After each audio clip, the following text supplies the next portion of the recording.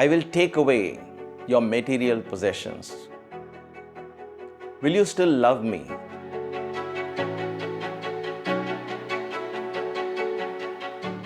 Wouldn't you often wonder that although I have all of this, is there something more in life? Is there something outside this prison wall?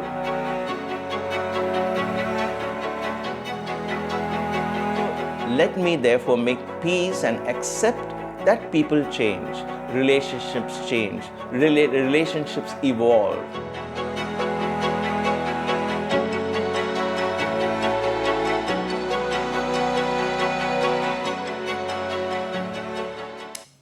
Loving Sai Ram to you all. The 3 zeros, an offering to Sai on the occasion of his 100th birthday.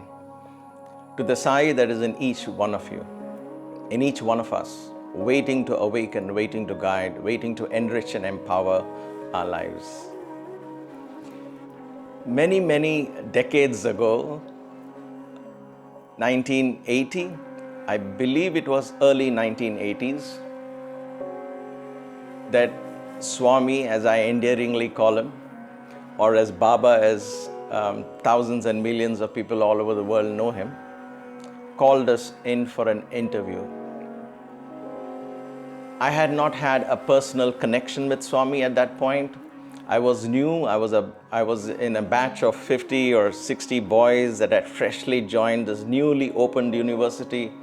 A lot of excitement with regard to village life, with so many things going on that we had just started. We were 6 months raw into the Sai family. I can speak for myself.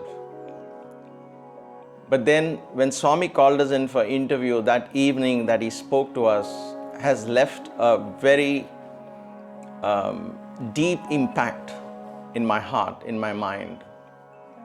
Because there was something he shared that day that kept me thinking and keeps me wondering even to this day.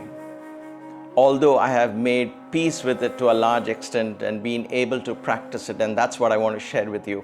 And what is that he told me, or he told us rather? The 3 zeros. What are the 3 zeros of Sai? And what is it that he told us? It was an evening and there was this old devotee of Baba, an old lady. She's popularly known as Pedda Pottu Amma. It's a Telugu phrase for the lady with a big dot on her forehead. So the sindoor or the kumkum that she wears was always huge. And she had a very unique relationship with Swami. She treated Swami as a young boy. She knew him as a very young boy, so she always had that. So when Swami would come out for darshan also and wouldn't go near her, she would just shout across the line, "Hey, why don't you come here? What is it? You're just walking away from me," and things like that. So it was a very unique relationship, if you will. And therefore Swami had called her and was talking about many things with regarding to faith, with regarding to devotion, and so on and so forth, many of which I cannot recollect in detail at this point. I need to really meditate and go deep in my subconscious, I guess, if I want to dig them out. But one thing that stood out, he said, people are afraid of tests. I don't test anyone. I just give the 3 zeros. And those of you who pass the 3 zeros attain me. Now, before I go further, I want to put this disclaimer out there that this I and me that Swami is talking about is something I've not understood.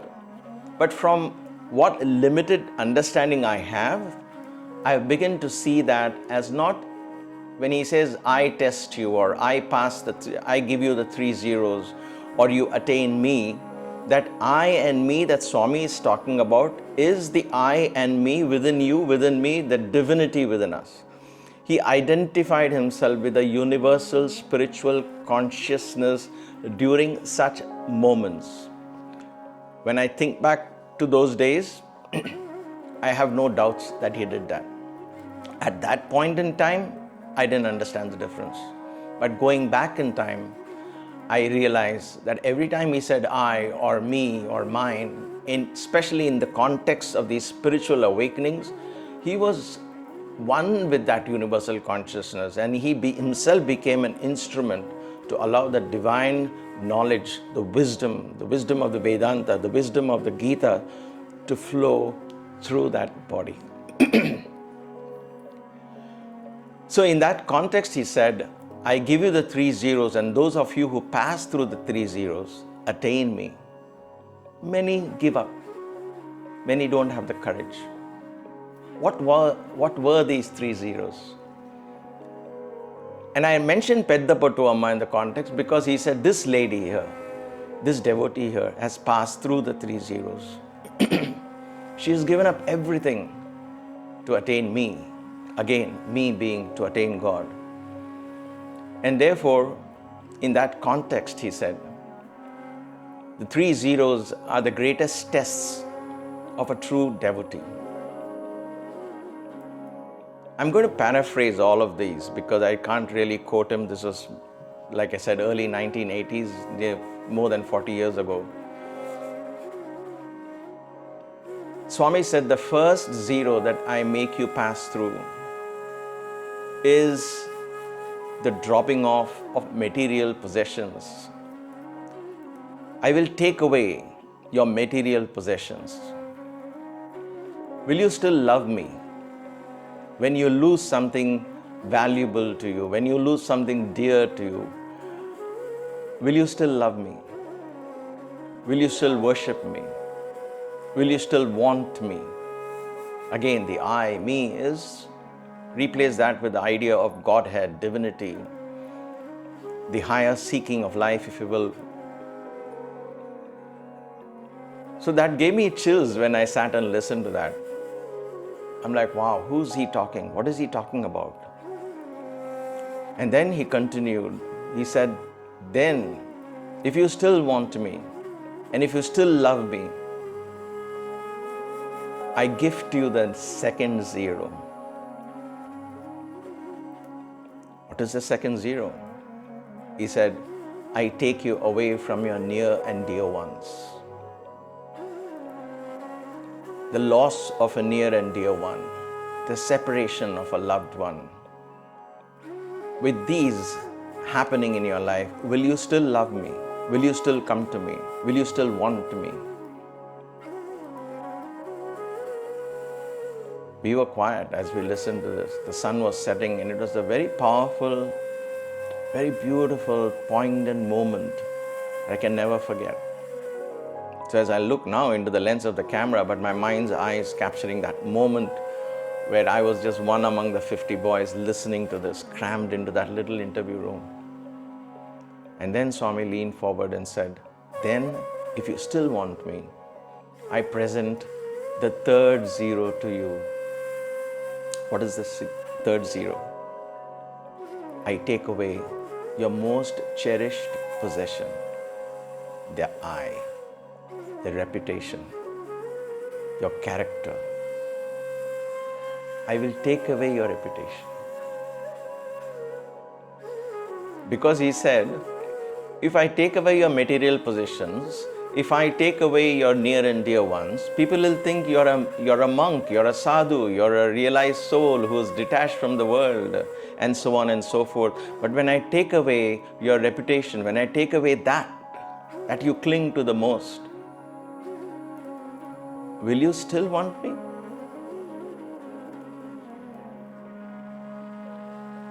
At that moment, I was literally afraid of Swami.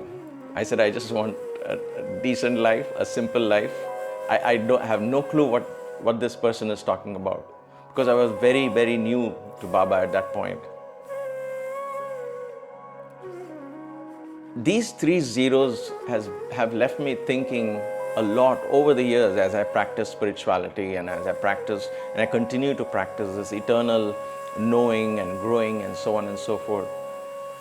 While it sounds fantastic on the one side, while it sounds extremely scary perhaps on the other side, it makes it, if we look at it from the eyes of a kindergarten student, that's why I put that disclaimer ahead. If you look at the eyes from eyes of a kindergarten student, as simply Swami saying this or Sai Baba saying this, then immediately we feel, oh, what is he? Is he the most all-powerful person? Why is he so sadistic in his approach to devotees? Am I not wanting to do good? Then why am I being robbed away my possessions? And why am I being robbed away from the people I love? Why am I being robbed away from my reputation? It doesn't make sense in today's world, right?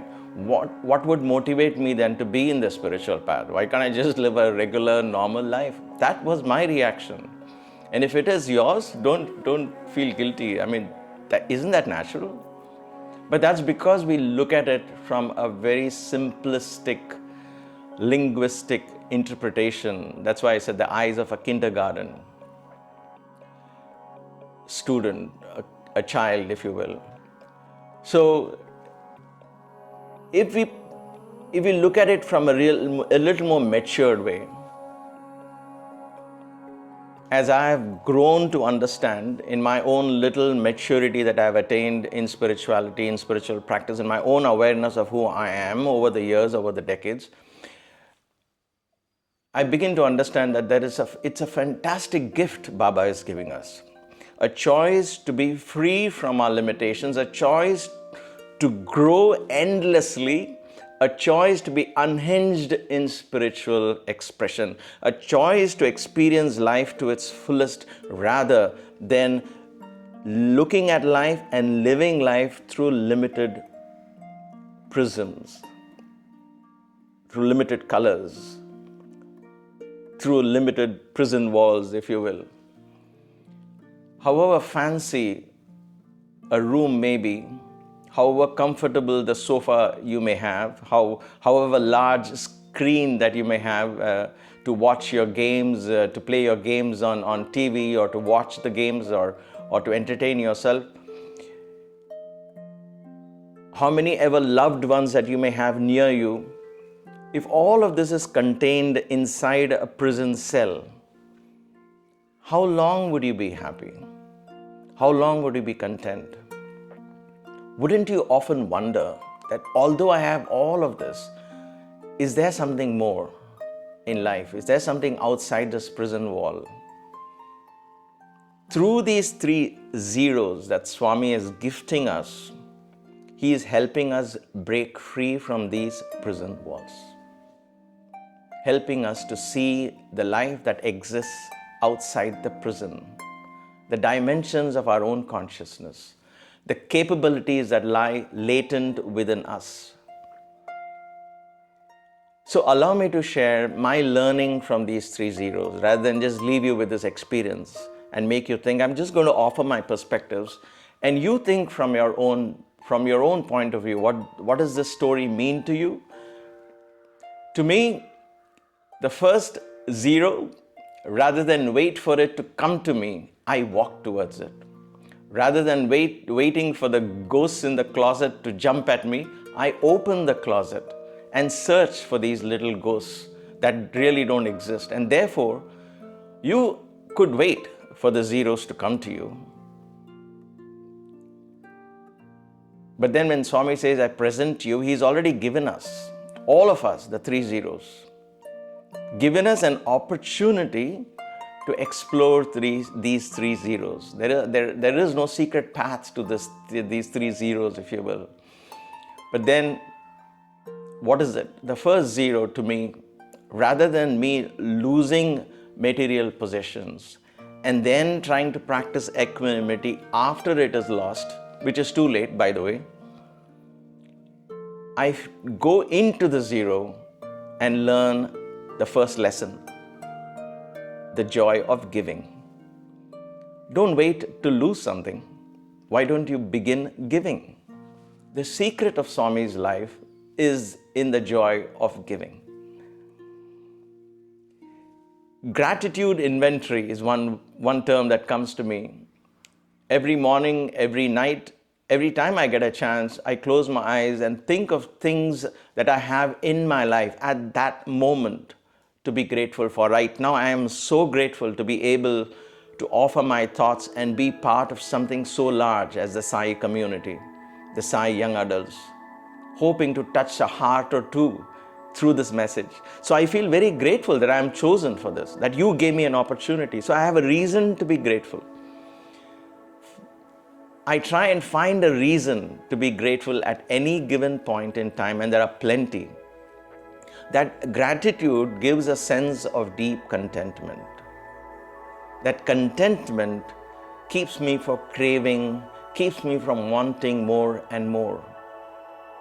I become a caretaker mindset rather than an owner. I don't own anything, I'm just a caretaker. And then I practice giving away regularly. Just give. Give with love, give quality, give the things that you love to keep, that you would want to buy what you want like most, and then pass it on to someone else who perhaps needs it more than you. And feel the joy of giving. Then this first zero does not threaten you. In fact, it becomes a golden opportunity to go to the next. Grateful inventory. Keep an inventory of things that you can be grateful for. Give away regularly. And once in a while, this being the 100th year of Swami, I am going to take this resolution, or I am taking this resolution even as I speak to you, because this morning as I was getting my thoughts together, collecting my thoughts to speak to you, this term that came to me was minimalism. Minimalist. Learn to live with minimal things. So I'm going to choose 3 days in a month to live minimally. No fancy watches, so I use it for monitoring my health and stuff like that. It's not really fancy, it's useful, but nevertheless, I'm going to take this watch off. I'm going to be as simple, as minimal as possible. Perhaps sleep on the ground maybe. I don't know, I have to figure out the details. Ask yourself, when, how often can you practice minimalism? What if I didn't have all this? How can I live minimally? This has helped me understand and make peace with the first zero. I own nothing. This is my mantra for the first zero. I own nothing, yet I give. I own nothing, yet I give. The second zero is about relationships. You remember Swami said, what if I take away your near and dear ones?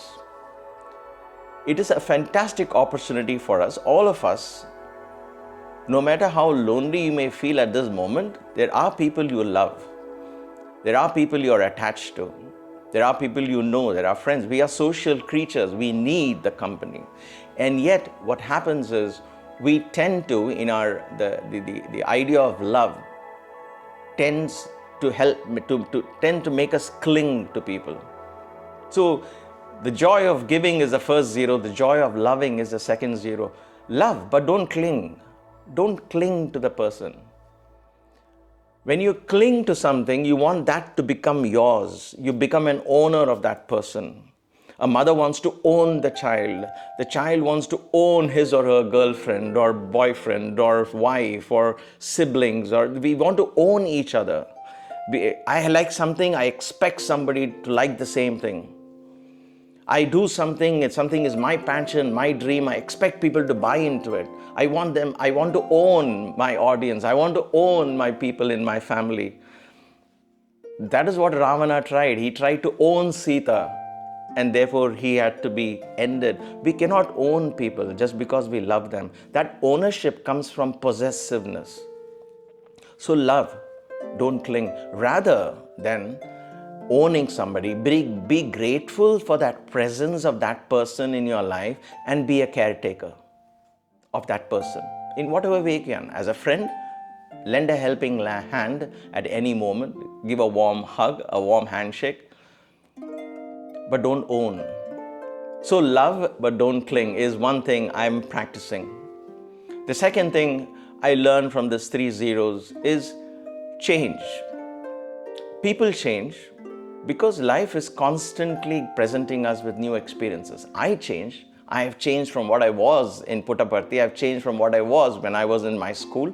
I have changed. So why can't my partner, my friend, my parents, my siblings, or whom I work with, why can't they change? And how they change, I cannot control. They control their lives, right?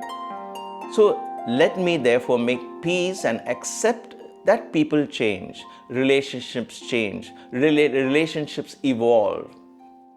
And there are times in that evolution we may have to part, and therefore it's okay to part. Because in that true love, we don't cling. We allow that evolution, that change to manifest in its own way. The acorn that comes from the oak tree eventually falls from the oak tree and grows in its own beautiful way. Not every relationship has to part, by the way, but I'm just saying that it's okay for the child to grow and walk out of their parents' home and find his or her own faith, own religion, own deep calling in life, and so on and so forth. So accept change. That's my second learning in this zero, in this path of the second zero. And the third one is release, don't possess. Release, don't possess. Release, just release, don't possess. Let go. Possession suffocates. Release allows the other to grow. Release frees you from that. When I possess something, I'm afraid to lose it. I get so stressed about it, right? But when I release, then I'm no longer stressed. There is no longer tension or stress. So learn to release. So these are the three steps, the three ways, among the many other ways that I can think of. But this is how I made peace with the second zero. And I replaced the second zero with this term, joy of loving. I had the first zero, joy of giving. The second zero is a great gift. It is the joy of loving. What is the mantra here? The mantra that I practice here is, I care with love. I release with peace. I care with love. I release with peace. The third zero, perhaps the most difficult of all, is the I, the death of the ego, the death of Ravana, the death of Kumbhakarna, the death of Mahishasura, and all of these stories of the Puranas where all these ancient, big, huge asuras die. This is the death of that ego. The first thing I learned here, and I replaced that, instead of death, I replaced it with the joy. Joy of what? Joy of growing. Joy of taking new birth every time. A little self, a little part of you dies to give room for a new self, a new you to be born. Were you the same as you were when you were 5-year-old? No, you have grown. That growth is a new birth, the death of the old self, the death of the younger self, and the birth of the new self. That is what Swami means, the way I have understood, when I take away your reputation. Because we cling to what I think I am. I like this, I don't like this. Oh, I grew up like this in my family. Oh, I had this abuse in my childhood, or this thing happened to me bad, and that has set me off. And we cling to a past. We are not letting go of that past. We build a reputation for ourselves around that, who I think I am, and I live in that prison wall. And Swami breaks that. He says, that is what I want to break. That is what I take away from you. So number one, I practice this is, I constantly explore my conditioned thinking and I keep breaking it. Comparison to inspiration. Number one, stop comparing yourself with another. I stopped comparing myself with another. I was raised by being compared with my cousins and my brothers because we were in a joint family, and I'm consciously trying not to compare. And I've come a long way, and I'm happy I don't compare myself with anymore. Rather, if I see someone more successful than me in that field, for example, if I'm singing bhajans, I find somebody else singing much better than me, rather than comparing myself with that person and feeling, oh my gosh, I can't sing as good as him or her, I get inspired by that voice. I'm like, it's so amazing, that voice. Oh my gosh, this is amazing. And I draw that inspiration to learn better, to become better. So comparison can be turned to inspiration. That applies to all fields. If I find at work somebody far better than me, somebody is a go-getter, somebody is an achiever, I'm like, wow, look at this guy. There's nothing stopping him from achieving his ambitions. There are things that I can learn from that. Look for the great qualities in every being. You can learn, feel inspired, and emulate that in your own life. That's what I try and do. So I turn comparison to inspirations. And then I accept that I am imperfect. Not the I in me. The spirit is, there's no such thing as perfection, imperfection for the spiritual self, right? But I, as Sunder. Sunder is imperfect, and that's perfectly okay. That is perfectly okay. I have made mistakes in the past. I will make mistakes in the future. Mistakes that are perhaps reprehensible, that are unacceptable to you. I might make those mistakes. But I have to tell myself, it's okay to make mistakes, not the same one, but it's okay to make mistakes. I accept I am imperfect. The search for perfection, to be liked by everybody, to be perfect, is perhaps the misnomer. So I have to learn, and with that mistake that I have made, I learn to grow out of that mistake. I learn not to repeat it, and therefore there is a death and there is a rebirth. A small self gets crucified, like Baba would say, cut the eye, clean a cross, and let your ego die upon the cross. So Jesus dies and Christ is born. So we have to, through mistakes, through these little stepping stones, we have to let the little self die and a new self being born. And that ties to the third thing that I have learned, and I'm still learning to practice, is I am not afraid of what people think of me. I am not afraid of what people think of me. Tell this to yourself. I tell it to myself. Don't be afraid of, rather be free from the fear of judgment. What will others think of me?